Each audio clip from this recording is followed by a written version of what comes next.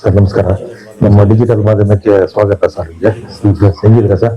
ಆರಾಮಿದೆ sir. ಮೊನ್ನೆ ಬೆಂಗಳೂರು ರಜನೀಶ್ ಇವ್ರದ್ದು ಕೇಸಲ್ಲಿ ಇವಾಗ ನಿಮ್ಗೆ ನೋಟಿಸ್ ಕೊಟ್ಟಿದ್ರ ಸರ್? ಅವರು ನೋಟಿಸ್ ಕೊಟ್ಟು ಕರ್ಕೊಂಡವ್ರ?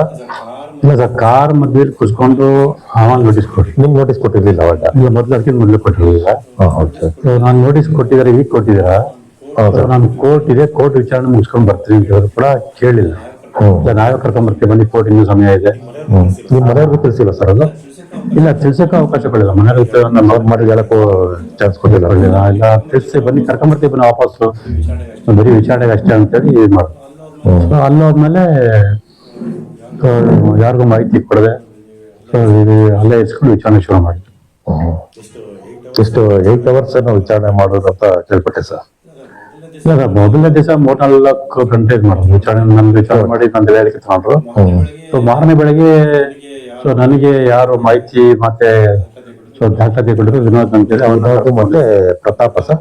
ಪ್ರತಾಪ್ ಅವ್ರು 24ನೇ ತಾರೀಕು ನಾನೇ ಕರ್ಕೊಂಡು ಹೋಗಿದ್ದೆ. Okay sir. 21ನೇ ತಾರೀಕು ವಿನೋದ್ ಅವ್ರನ್ನ ಬೆಳಗ್ಗೆ ಜಾವ ಕರ್ಕೊಂಡು ಬಂದಿದ್ರು. ಸೊ ನನ್ನನ್ನು ಮತ್ತೆ ಅವ್ರನ್ನ ಇದರ ಬಗ್ಗೆ ಕೂರಿಸಿ ವಿಚಾರಣೆ ಮಾಡಿದ್ರು. ಸರ್ ನಿಮ್ ವಿಚಾರಣೆ ಮಾಡಿದ ಟೈಮಲ್ಲಿ ವಿನೋದ್ಗೂ ವಿಚಾರಣೆ ಮಾಡಿದ್ರ ಸರ್? ಇಲ್ಲ, ಮಾರನೇ ಬೆಳಗ್ಗೆ ನನಗೆ ಮೊದಲನೇ ದಿವಸ ವಿಚಾರಣೆ ಮಾಡಿದ್ರೆ ವಿನೋದ್ ಇರ್ಲಿಲ್ಲ. ಸೊ ನಾನು ವಿನೋದ್ ಮಾಹಿತಿ ಕೊಟ್ಟ ನಂತರ ಅವ್ರನ್ನ ಕರ್ಕೊಂಡು ಬಂದ ನಂತರ ಇಬ್ಬರನ್ನ ಎದುರು ಕೂರಿಸಿ ವಿಚಾರಣೆ ಮಾಡಿದೆ. ಸರ್ ನಟೇಶ್ ಮತ್ತೆ ವಿನೋದ್ ಅವ್ರಿಗೆ ಏನಾರ ಲಿಂಕ್ ಇತ್ತ ಸರ್? ಹೌದು ಸರ್, ಮೈಸೂರು ನಗರಾಭಿವೃದ್ಧಿ ಪ್ರಾಧಿಕಾರ ಆಯುಕ್ತ ಆಗಿದ್ದಾಗ ವಿನೋದ್ ಅವರು ನಟೇಶ್ ಪರಿಚಯ ಆಗಿದ್ದು. ನನ್ನ ಫೋಟೋ ಏನೋ ವೈರಲ್ ಆಗಿತ್ತು ಸರ್. ಜೊತೆಲಿರೋದು ತುಂಬಾ ಆಪ್ತರಾಗಿದ್ರು. ವಿನೋದ್ ಅವರು ಏನ್ ಜ್ಯುವೆಲರಿ ಅಂಗಡಿ ಇಟ್ಕೊಂಡ್ರೆ ಅಂಗಡಿಯಿಂದ ಅವರು ಚಿನ್ನ ಖರೀದಿ ಮಾಡುವಂಥದ್ದು, ಬೆಳ್ಳಿ ವಸ್ತು ಖರೀದಿ ಮಾಡೋದು ಎಲ್ಲ ಮಾಡಿದ್ರು. ಹಾಗಾಗಿ ಅವ್ರ ಮಧ್ಯೆ ಆತ್ಮಹತ್ಯೆ ಬೆಳೆದು ಹಣಕಾಸು ಲಕ್ಷಾಂತರ ರೂಪಾಯಿ ಹಣಕಾಸು ವ್ಯವಹಾರ ನಡೆದಿತ್ತು ಅವ್ರ ಮಧ್ಯೆ. ಮತ್ತೆ ಫೋಟೋ ಗಿಟ ಸಲ ಅವರೇ ಕೊಟ್ರ ಸರ್? ಅದು ಕಾರಿನ ಫೋಟೋ? ಇಲ್ಲ, ಕಾರಿನ ಫೋಟೋ ನಮ್ಮ ಸ್ನೇಹಿತ ತೆಗೆದಿದ್ದು. ಅವರು ವಿನೋದ್ ಕಾರ್ ನಂಬರ್ ಕೊಟ್ಟಿದ್ರು. ಕಾರ್ ನಂಬರ್ ಕೊಟ್ಟಿದ್ರು. ಬೆಂಗಳೂರು ಇಲ್ಲಿಂದ ಇಲ್ಲಿ ಬರ್ತಾ ಇದೆ ಏನಂತ ಮಾಹಿತಿ ಕೊಟ್ಟಿದ್ರು. ಅದ್ರ ಪ್ರಕಾರ ನಮ್ಮ ಸ್ನೇಹಿತರು ಕಾರ್ನ ಹಿಂಬಾಲಿಸಿದಾಗ ಅದು ಸಿಕ್ಕಂತ ಸಂದರ್ಭ ಫೋಟೋ ತೆಗೆದಿದ್ರು. ಅದರಲ್ಲಿ ಹಣ ಇರೋದು ನಿಖರವಾಗಿತ್ತ ಸರ್? ಕಾರಲ್ಲಿ ಕಾರ್ ಒಳಗೆ ಏನಿತ್ತು ನಾನು ನೋಡಿರ್ತಿರ್ಲಿಲ್ಲ. ಅದು ತನಿಖೆ ಮಾಡಿದಾಗ ಗೊತ್ತಾಗುತ್ತೆ ಏನಂತ ಹೇಳಿ. ನಮಗೆ ಬಂದ ಮಾಹಿತಿ ಪ್ರಕಾರ ಇವಾಗ ನೀವು ಅದು ಕಾರ್ ನಂಬರು ಮತ್ತೆ ದೂರೆಲ್ಲ ಕೊಟ್ಟಿದ್ರು. ಅದು ತನಿಖೆ ಮಾಡಿದ್ರೆ ಯಾವ ಡ್ರೈವರು ಎಷ್ಟು ಡ್ರೈವರ್ ಕೂಡ ಖರ್ಚಿದ್ರು. ಅವತ್ತು ನೀವು ಖರ್ಚಿದ್ರು. ಆ ಸಮಯದಲ್ಲಿ ಅವ್ರದ್ದು GPS ಪರಿಶೀಲನೆ ಮಾಡಿದ್ರು.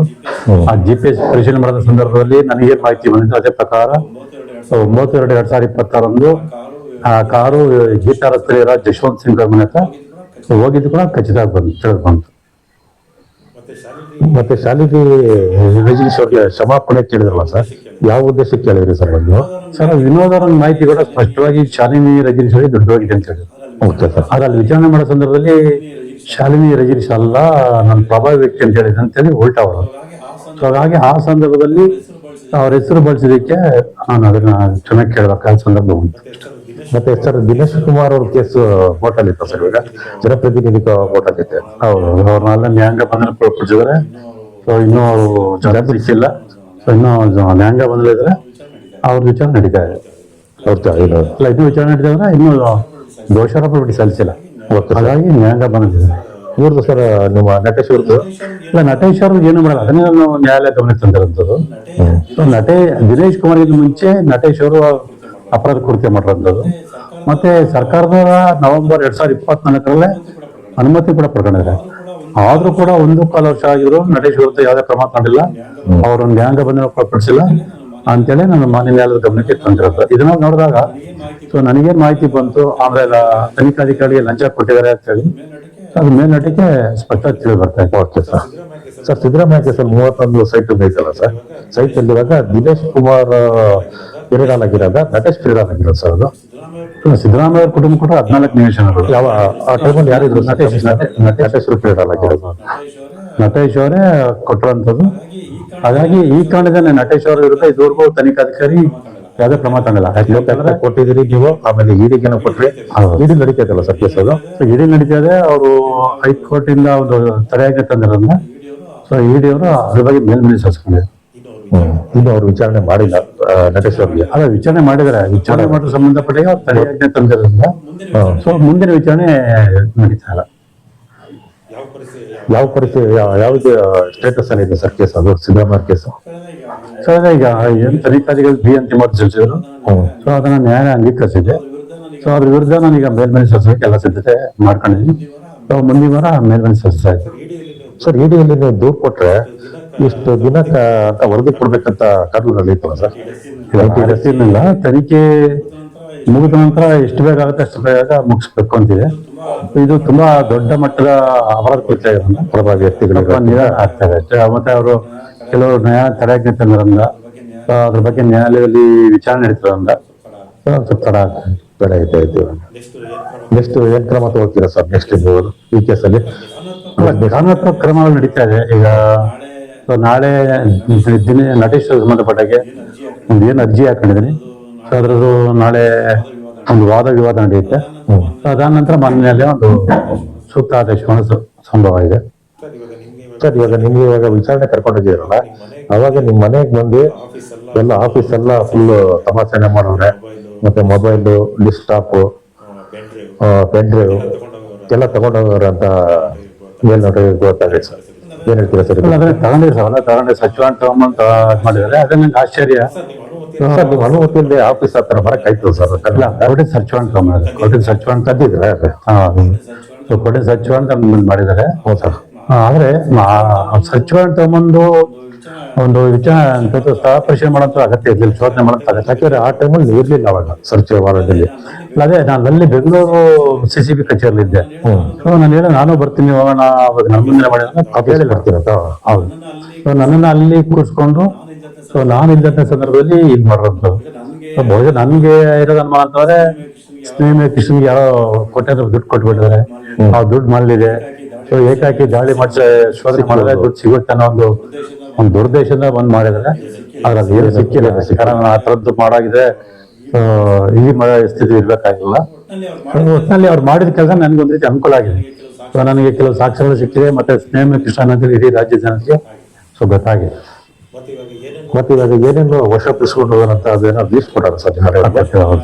ಶೋಧನ ಮಾಡಿ ಅವ್ರು ವಶಪಡಿಸ್ಕೊಂಡಿದ್ರೆ ಅದು ಮಾಜಿ ಪ್ರತಿನ ಕಾನೂನು ಪ್ರಕಾರ ನನ್ನ ಹೆಂಡತಿಗೆ ಒಂದು ಪ್ರತಿ ಕೊಟ್ಟಾರೆ. ನಿಮ್ಮ ಫ್ಯಾಮಿಲಿಗೆ ಪ್ರತಿ ಕೊಟ್ಬಿಟ್ಟು ಕೇಳಿ ಕೇಳಿ. ಈ ಕೇಸ್ ಅಲ್ಲದೆ ಬೇರೆ ಕೇಸು ಸಹ ಎವಿಡೆನ್ಸ್ ಎಲ್ಲ ನೀವು ಅಲ್ಲೇ ಈ ಕೇಸ್ ನೆಪ ಮಾಡ್ಕೊಂಡು ಅವರು ತಗೊಂಡೋಗ ಬೇರೆ ಕೇಸ್ ಎವಿಡೆನ್ಸ್ ಅಲ್ಲೇ ಇರ್ಬೋದು. ಇಲ್ಲ ಸರ್, ಅವರು ಬೇರೆ ಪ್ರಕರಣ ಸಂಬಂಧ ಯಾವ್ದು ದಾಖಲಾತಿ ತಗೊಂಡೋಗಿಲ್ಲ. ಸೊ ಈ ಕೇಸ್ ಸಂಬಂಧಪಟ್ಟಾಗ ಅಂತೇಳಿ ಏನಿದೆ ಅದು ಪೆನ್ ಡ್ರೈವ್ ಮತ್ತೆ ಕಂಪ್ಯೂಟರ್ ಹಾರ್ಡ್ ಡಿಸ್ಕ್ ಮತ್ತೆ 2 ಫೋನು ಇವೆಲ್ಲ ತಗೊಂಡಿಲ್ಲ. ಇವತ್ತು ನಿಮ್ಗೆ ಯಾವುದೇ ರೀತಿಯ ಅವರು ಇಲ್ಲ ಆ ರೀತಿ ಆಗಿಲ್ಲ. ಅವ್ರಿಗೆ ವಿಚಾರಣೆ ಮಾಡೋ ಸಂದರ್ಭದಲ್ಲಿ ನಾನು ಎಂತ ಒಂದು ದೊಡ್ಡ ಹೋರಾಟಗಾರ ಅಂತ ಅವ್ರಿಗೆ ಅರ್ಥ ಆಗಿದೆ.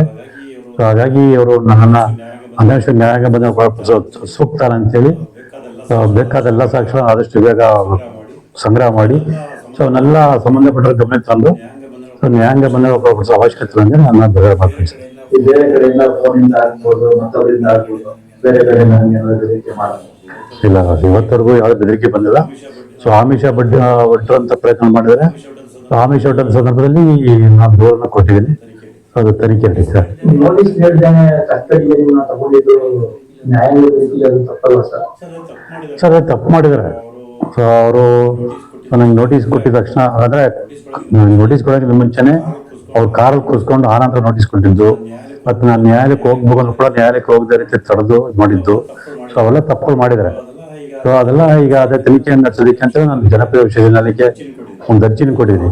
ಅದು ನಾನು ಅಲ್ಲಿ ನೋಡಿದ ಸಂದರ್ಭದಲ್ಲಿ ಏನ್ ನನ್ನನ್ನ ಒಂದು ವಿಚಾರಣೆ ಕರ್ಕೊಂಡು ಹೋದ್ರು, ಮತ್ತೆ ಮನೆ ಶೋಧನೆ ಮಾಡಿದ್ರು. ಆ ಅಧಿಕಾರಿಗಳು ಅವರ ಇಚ್ಛೆಗೆ ವಿರುದ್ಧವಾಗಿ ಯಾರೋ ಒಂದು ಬಲವಂತಕ್ಕೆ ಒತ್ತಾಯಕ್ಕೆ ಸೊ ಕೆಲಸ ಮಾಡ್ತಾರೆ ಕಂಡು ಬಂತು. ಆದ್ರೆ ಯಾರ ಹಿಂದೆಯಿಂದ ಸೊ ಇವರಿಗೆ ಒಂದು ಕುಮ್ಮಕ್ಕನ್ನು ನೀಡಿ ಒಂದು ಒತ್ತಡವನ್ನು ಹಾಕಿ ಆ ಕೆಲಸಗಳು ಮಾಡಿಸ್ಕೊಂಡು ಬಂದಿದೆ. ಹಾಗಾಗಿ ಅದ್ರ ಬಗ್ಗೆ ತನಿಖೆ ಮಾಡೋದಕ್ಕೆ ಅಂತಾನೆ ನಾನು ನ್ಯಾಯಾಲಯಕ್ಕೆ ಮನವಿ ಮಾಡ್ಕೊಂಡಿದ್ದೀನಿ. ಸೊ ನಾಳೆ ಒಂದು ಆದೇಶ ಆಗ್ಬೋದು ಅಂತ ನಿರೀಕ್ಷೆ ಇದೆ. ನಿಧಾನಗತಿಯ ತೀರ್ಪುಗಳು ಇವತ್ತು ಭ್ರಷ್ಟಾಚಾರಕ್ಕೆ ಅನುಕೂಲ ಆಗ್ತಿದೆಯೋ ಅಥವಾ ಇಲ್ಲವೋ ಅಂತ ನಿಮ್ಮ ಅಭಿಪ್ರಾಯ ಸರ್? ಅದನ್ನ ತುಂಬಾ ಭ್ರಷ್ಟಾಚಾರಕ್ಕೆ ಎಷ್ಟು ನಿಧಾನ ಮಾಡ್ತೀವಿ ಅಷ್ಟು ಭ್ರಷ್ಟಾಚಾರಕ್ಕೆ ಒಂದು ಅನುಕೂಲ ಮಾಡ್ಕೊಳಂಗಾಗುತ್ತೆ. ಇದನ್ನೇ ನಾನು ಮಾನ್ಯ ಗಮನ ತಂದು ಸೊ ಆದಷ್ಟು ಬೇಗ ಇದ್ರ ಬಗ್ಗೆ ಒಂದು ತನಿಖೆ ವಿಚಾರಣೆ ಮುಗಿಸಿ ಮನವಿ ಮಾಡ್ಕೊಳ್ತಾ ಇದ್ದೀನಿ. ಆದ್ರೆ ಇದು ದೊಡ್ಡ ಪ್ರಮಾಣದ ಒಂದು ಅಪರಾಧ ಕೃತ್ಯ ಆಗಿರೋದ್ರಿಂದ ವಿಳಂಬ ಆಗ್ತದೆ. ಸೊ ಇಲ್ಲಿ ಅನವಶ್ಯಕವಾಗಿ ತನಿಖಾಧಿಕಾರಿ ಒಂದು ಆಹಾರಗಳ ರಕ್ಷಣೆ ಮಾಡುವಂಥ ಕೆಲಸವನ್ನು ಕೂಡ ಮಾಡ್ತಾ ಇದ್ದಾರೆ. ಸೊ ಅದನ್ನು ಕೂಡ ನಾನು ಮನೆಯಿಂದ ಗಮನಕ್ಕೆ ತಂದಿದ್ದೀನಿ. ಸರ್ ನೀವು ಎಷ್ಟು ವರ್ಷದಿಂದ ಸಾಮಾಜಿಕ ಹೋರಾಟಗಾರ ಕೆಲಸ ಮಾಡ್ತೀರಾ ಸರ್? ಸುಮಾರು ಅಂದಾಜು ಒಂದು 20 ವರ್ಷದಿಂದ ನಾನು ಸಾಮಾಜಿಕ ಹೋರಾಟ. ಸರ್ ನಿಮ್ಗೆ ಇವಾಗ ಹತ್ತಿದ್ರೆ ನಿಮ್ ಹಿಂದೆ ಬರೋರಿಗೆ ಸರ್ ಇಲ್ಲ ಪ್ರಯತ್ನ ಮಾಡ್ತಾ ಇದ್ದಾರೆ ಅವರು. ಯಾವುದೇ ಅವತ್ತಿಂದನೂ ಇವತ್ತು ಕೂಡ ಆ ಪ್ರಯತ್ನ ನಡೀತಾ ಇದೆ. ಆದರೆ ಯಾವುದೇ ರೀತಿ ಪ್ರಯತ್ನ ಪಟ್ಟರು ಕೂಡ ನನ್ನ ಹೋರಾಟ ನಿಲ್ಲಿಸದೆ ನನ್ನ ಹೋರಾಟನ ಮುಂದುವರಿಸ್ಕೊಂಡು